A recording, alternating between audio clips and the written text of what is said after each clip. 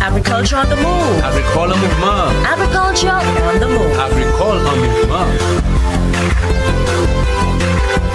Agriculture on the move. Agricole mouvement. Agriculture on the move. Agricole mouvement.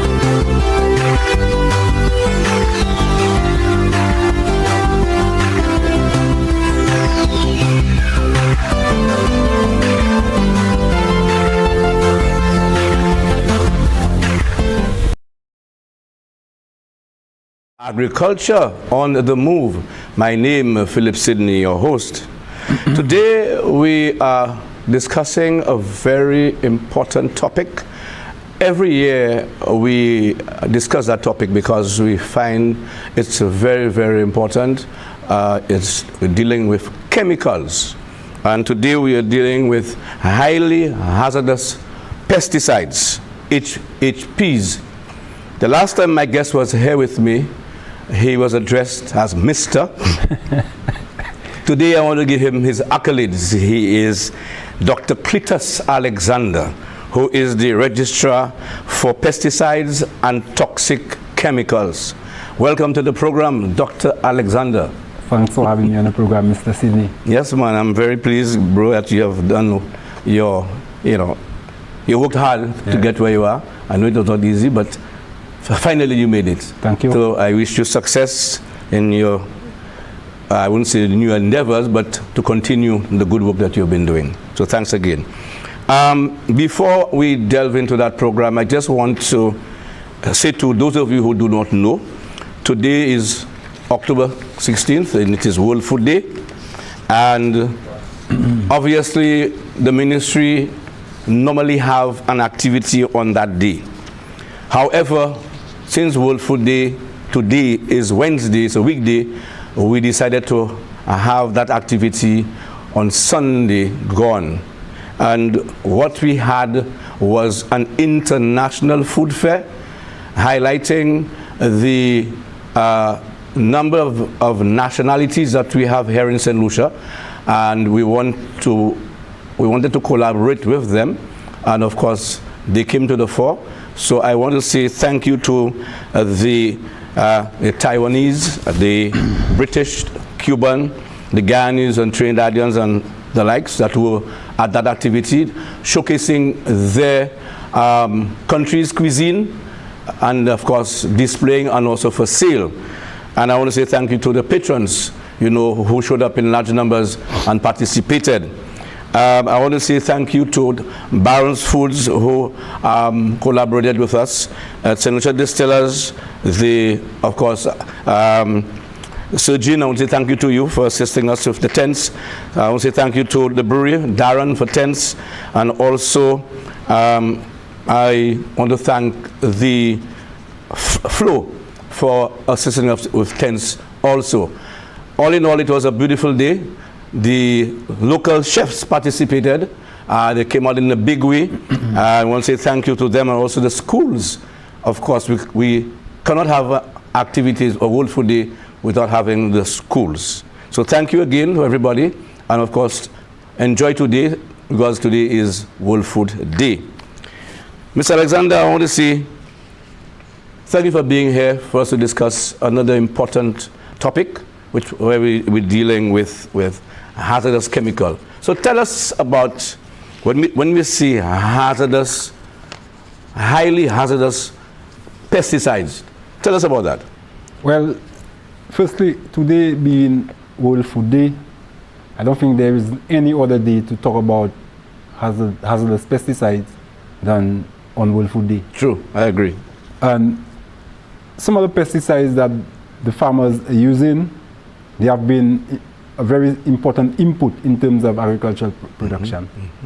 But I don't think persons who are applying pesticides in St. Lucia are fully aware of the dangers of pesticides.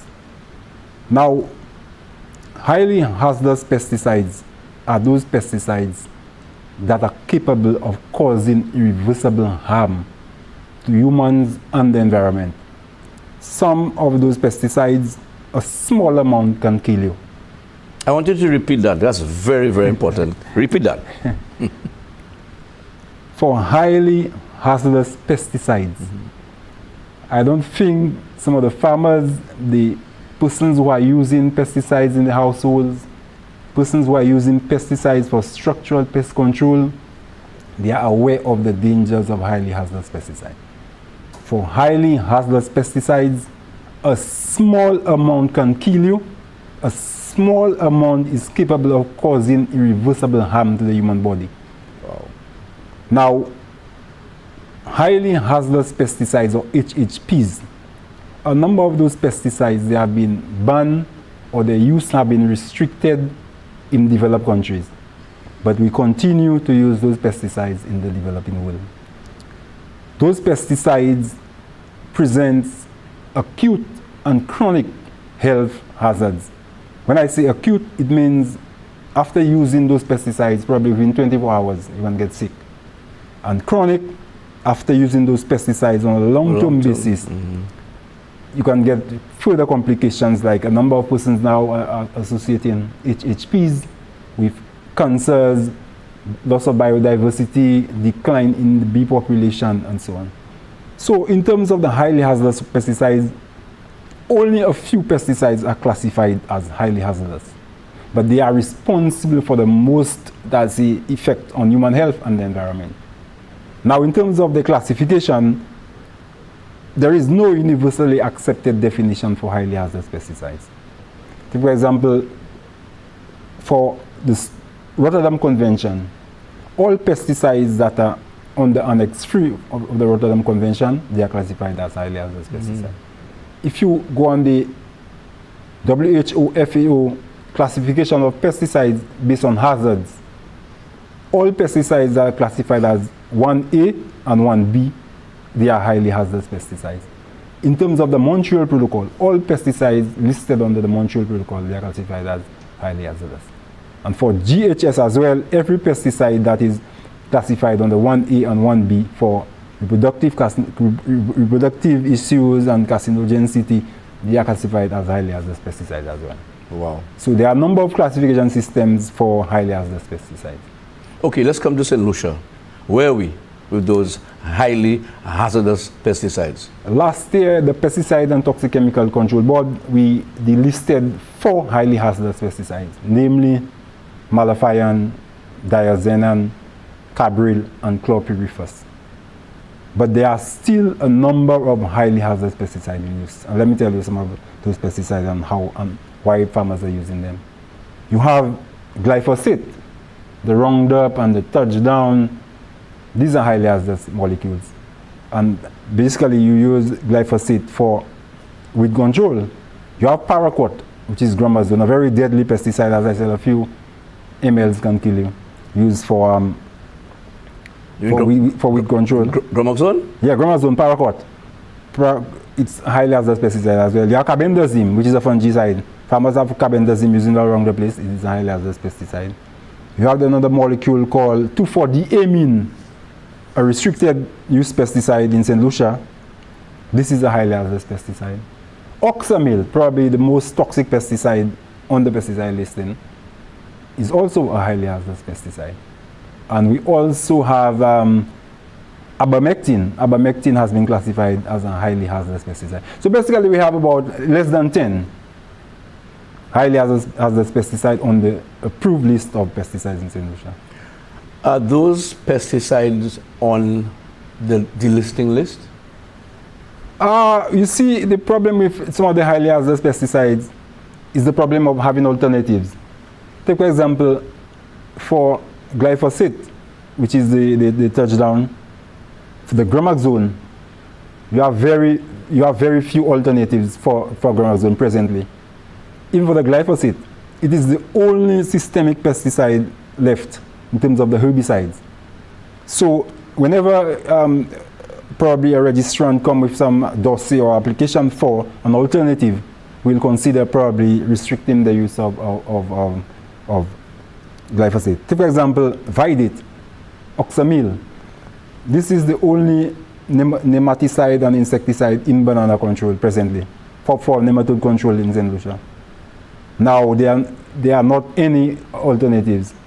Now, whenever an alternative becomes available, probably we can look at restricting or prohibiting the use of oxamil in St. Lucia. That is where we are at in terms of the use of highly hazardous pesticides. So bearing in mind they are very hazardous, if there isn't an alternative, you'll continue using it? Well, that is it for now. But in terms of mitigating the risk, there are ways of mitigating the risk of the highly hazardous pesticide. So, for example, that is why we encourage farmers to make sure they have the protective equipment in place, the PPE. Make sure that they adhere to the pesticide label.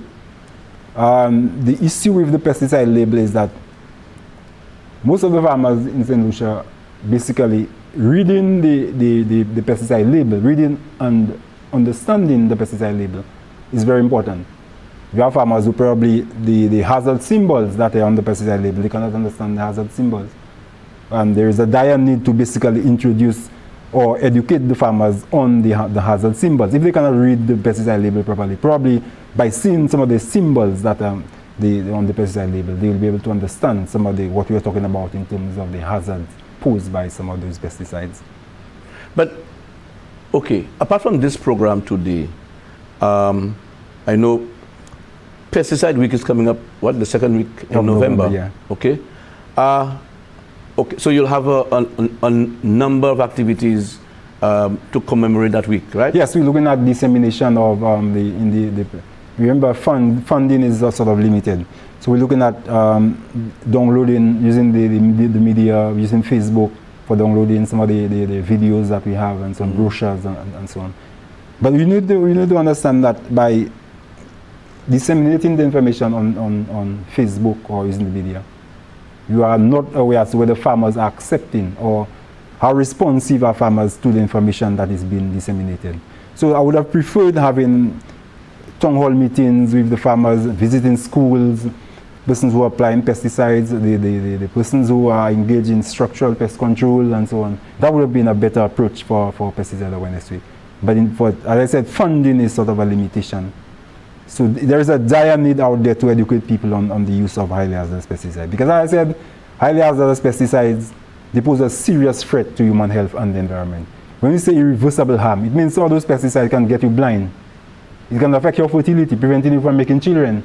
Some of the very important natural enemies for pest control in St. Lucia.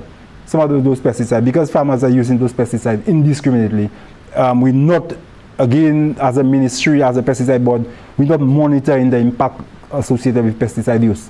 So there you have a number of things that are happening out there that needs to be monitored. The effect of those pesticides on the soil, effect in terms of the aquatic environment. When farmers use the pesticides, they tend to dump the residue into the waters and so on, the rivers. Stuff, yeah. So we need to monitor, we need to take samples so that we can take the proper decisions. If we realize that we're probably those pesticides are accumulating in the environment, we need to have the data so that we can take the necessary decisions to prohibit or restrict the use of those highly hazardous pesticides. Because that is serious, because what's happening out there, apart from, the extension officers who are working with the farmers to actually tell them what it is they need to do and use the PPPs and whatever it is, what other means? Because you mentioned about funding is limited. For an important activity like this, I mean, why should funding be limited in terms of educating the populace? You see, my opinion is that over the years, we've been using pesticides for decades in St. Lucia and around the world. But the kind of emphasis that we're supposed to place on pesticides, we are not doing that. Because pesticide, as I said, is a health risk. If you talk, every time probably in the radio you hear about cancers, you hear persons talking about diabetes. But the kind of outreach we need in terms of pesticide education, it is not out there. The farmers are not able to say we have a program regularly talking about pesticides and so on, considering the danger that they pose to human health. That is absent, and we need to find a way to really educate farmers continuously on the use of HHPs, how to mitigate the risk of HHPs and so on, why they are not using the protective equipment. Because those pesticides, let me tell you, these pesticides are so dangerous and so toxic, as I said, a small amount can kill you, yet You have the farmers, they refuse to use the PPE that is available. They refuse to use the boots, the gloves, the suit and so on. They'll tell you it is too hot and so on. So, but hold that point because we're going to do for a break. But on the next side of the break, we need to really emphasize on this thing. You've been watching Agriculture on the Move. Stay tuned. Don't go away. Black sigatoka is a fungal disease which affects the leaves of banana and plantain plants. It causes a reduction in the size of the bunch and the quality of the fruit. In commercial banana and plantain production, black sigatoka disease is controlled with chemical as well as non-chemical measures. Chemical measures involve the application of spray oil and fungicides. However, it is neither practical nor safe to use agrochemicals to control black sigatoka in backyard gardens. Non-chemical measures include good agronomic and cultural practices such as weed control and proper drainage. Affected parts of leaves should be pruned or cut off from the plant. Use a clean, sharp cutlass or knife. Infected leaves should be disposed of properly or added to a compost heap. For more information on how to treat and control black sigatoka on your farm or in your backyard garden, contact the Black Sigatoka Management Unit at 451-5491, 451-5894, or email bpmu@candw.lc. This message is brought to you by the Ministry of Agriculture in collaboration with the International Cooperation and Development Fund of the Republic of China on Taiwan. Agriculture on the Move. Of course, with me, Dr. Cletus Alexander, who is a registrar for pesticides and toxic chemicals here in St. Lucia. He's attached to the Ministry of Agriculture in the Crop Research Division.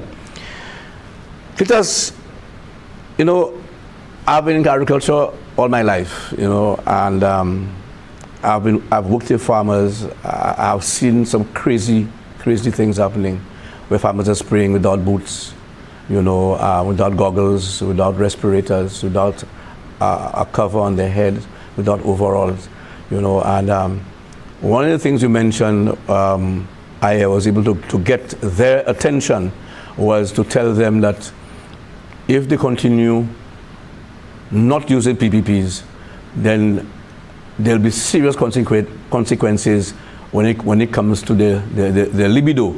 And then they would take heed, and you'll see them, oh, I didn't know that. But then on a very, very serious note, I believe moving forward, I don't think enough is being done. Pesticide Awareness Week is only done once a year, but people are using chemicals every day. So, I mean, what is there, for example, I'm seeing a connection between the Ministry of Health and Agriculture in a publicity campaign on a fairly regular basis, my brother. That is so true, because a number of the as I said earlier, HHPs, they have been associated with diabetes, cancers, yes, loss of libido, reproductive issues. But again, there needs to be that collaboration between health and agriculture in terms of researching the problem. Mm-hmm. Since we're hearing that a lot of the cancers now, the diabetes, you're trying to link it with the use of pesticides.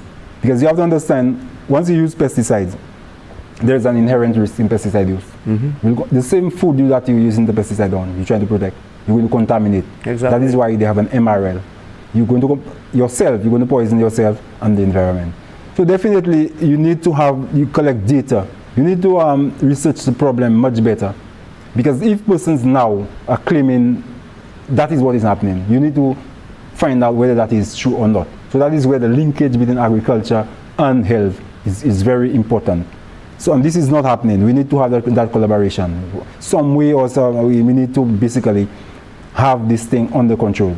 Because the problem of when you talk about HHPs, we do not have the necessary equipment to apply some of those pesticides. They are so toxic. If you read the pesticide, the dossier on those pesticides, the type of PPE that you need, the what's needed, the time of the application. You find farmers now, on the pesticide label, it will tell you what time to apply the pesticide, what kind of equipment that you need to apply pesticide. But we find farmers using pesticides indiscriminately, any time of the day. The sun can be hot, the sun can be whatever. They apply. The wind can be blowing. Right, they apply the pesticide. Even organizations like the WHO now claiming that on a yearly basis, in excess of 300 million people are being poisoned by some of those pesticides that farmers are using. Those who are applying the pesticide because of food contamination, even persons, bystanders, because some of the equipment that they use to apply the pesticide, you can contaminate even persons who are not out in the field with you. So it is a very serious issue for us in terms of the managing those HHPs we have in St. Lucia. I don't know what you have prepared for the week of Pesticide Week, but do you believe that it may be important to start that drive now where you can collaborate with the Ministry of Health and have a fair, sort of a pesticide health fair, right, to actually bring that information to the fore? Yeah, as I said, that can happen, but you will need proper planning, so I can see something of that nature happening probably next year. Or you can have a special activity during the year where you plan properly, and then you say, well, on probably in the next 3 or 4 months, you're going to have this particular activity. But if we are to celebrate the Pesticide Awareness Week, the second week of November, it is definitely too late to engage in such activities. So what activities do you have on that, for that week? Well, as I said, we're looking at, normally on the Voice newspaper, we have articles. We have lots of our stakeholders, they have ads and so on the newspapers. We disseminate those brochures that from the WHO and FAO on pesticides. And we basically have, we visit schools sometimes, we have town hall meetings with farmers and so forth. Basically, that's some of the major activities that we have for Pesticide Awareness Week. Normally we have Agriculture on the Move, we have radio programs, both the Creole program with you and so on. These are some of the major activities, but we need to expand. The chemicals you mentioned, do they have any antidote with them when it comes, for example, to the registration of those chemicals? Yes, most of those pesticides, they have antidote, but you have to understand, again, you're dealing with some applicators who cannot read the pesticide labels. They are not aware of the antidote. And some of those antidotes is not 100% guarantee. Take for example, for paraquat, if you ingest paraquat, you can use fuller earth or you can use muddy water, and you may survive, but this is not 100% guarantee. There was some pellets they call fuller sol. earth. Yeah, right, like yeah. So yes. This is not 100%. So we cannot. The best way to mitigate the risk is to read the label, use your protective equipment, adhere to the pesticide, the pre-harvesting intervals, and so on. These are the ways that you can able to mitigate the risk of HHPs. So what advice do you have for a farmer who really sick, he cannot read the labels properly, and he needs to use, chemicals in his day-to-day activities on the farm? Well, the point is this. If you're using the pesticide and you cannot read the label, it means you're not using the pesticide properly. The pesticide will not work. Correct. It is better to get in touch with an extension officer to advise you on the use of the pesticide. Or if that extension officer cannot advise you properly, you need to probably call. If I can assist, I can. If you give me a call, I can assist. But in terms of the pesticide, if you even those persons who work at the retail shops and so on, they should be educated on HHPs, because some of the HHPs we have in the retail stores, they're supposed to be on the lock and key, especially pesticides with a red color band. Those I can think of basically Vidate, and you have Gramosil. I see Gramosil coming back. You have Vidate and Gramosil. According to legislation, those pesticides, the retailer not supposed to sell that pesticide to a farmer or to anyone without the permission of the Pesticide and Toxic Chemical Control Board. But this is happening. So we need to basically enforce what is in the legislation in terms of the use of highly hazardous pesticides in St. Lucia. So somebody who has suicidal thoughts can walk into a Renigan company and does a biochemical and do self-healing, and can without even asking whether he's a farmer or not. You'll not be able to control. Right, you will not be able to control this one, because then the persons who need, take for example, some of the pesticides for mosquito control in the household. These are pesticides as well, and some of the pesticides that we have, some of the active ingredients we have in the agrochemicals, we have some of those active ingredients in some of the rodenticides as well. We have some of those active ingredients in some of the pesticides that are being used for structural pest control. So that is why it's like a broken system that needs to be fixed. As I said, the kind of emphasis we need to place on pesticides in St. Lucia, I am not seeing this happening. We need to basically go out there, educate the farmers about it, because for HHPs, there are alternatives. Take, for example, the use of biopesticides. Biopesticides tend to be safer than some of those synthetic chemicals. Agroecological farming, where you try to reduce the use of pesticides. You can have, for example, strengthening of pesticide registration. Because I believe if at the registration process you are able to screen the information that is given, the pesticide dossier, some of the research that was done on the particular product, you'll be able to do a better job in terms of registering some of those highly hazardous pesticides. Because presently, as I said, it is a challenge to ban or restrict the use of those pesticides, because they are available for use. The farmers cannot read the pesticide label, and they use the pesticides indiscriminately. So basically, we need to have better, in terms of our policy, in terms of pesticide use in St. Lucia, we need to strengthen the regulations for pesticide management in St. Lucia. Even the disposal of those pesticides tend to be an issue as well, because what you have is that farmers, after using the pesticide, they tend to, in terms of the disposal, those farmers are not triple rinsing the pesticide containers. They just have the pesticide containers scattered all around the place. They are not triple rinsing and puncturing those pesticides and take those pesticide containers to the landfill. This is not happening. You have all those pesticides that probably farmers used decades ago. Those pesticides, when plowing the soil, you can see those empty containers in the soil as well. Boy, you need to come back, and during that week of activity, we need to come back here to continue that program. There are lots more questions I have to ask you. I don't think today is enough time. So, any final words from you? We need to have this program probably every 3 months. Yes. Because, as I said, pesticide management is a very complicated issue. Yeah. Because you have users all around the place. Because again, we're not doing monitoring. A lot is not being done here, man. So in terms of the program like this, I can come on this program every week. Definitely, we have to increase that. So, that time. As I said, pesticide users need to be aware of these things. Yeah. That some of the pesticides that they're using, that's my key message, a small amount can kill you. Yeah, man. And because some of the impacts tend to be chronic, over a period of time you're going to feel the effect. Yeah. The farmers telling you, well, they've been using the pesticides for decades and nothing is not happening. I'll stop you there, my brother. We are at the end of the program. Right. I want to say thank you to you, Dr. Alexander, for being here, and continue to do the good work. My pleasure. So as I said, you have been watching Agriculture on the Move. Thank you for viewing the program. And remember, agriculture is our business. Eat fresh. St. Lucia's best. I'm Philip Sidney. Goodbye. Agriculture on the move. Agricole mouvement. Agriculture on the move. Agricole mouvement. Agriculture on the move. Agricole mouvement. Agriculture on the move. Agricole mouvement.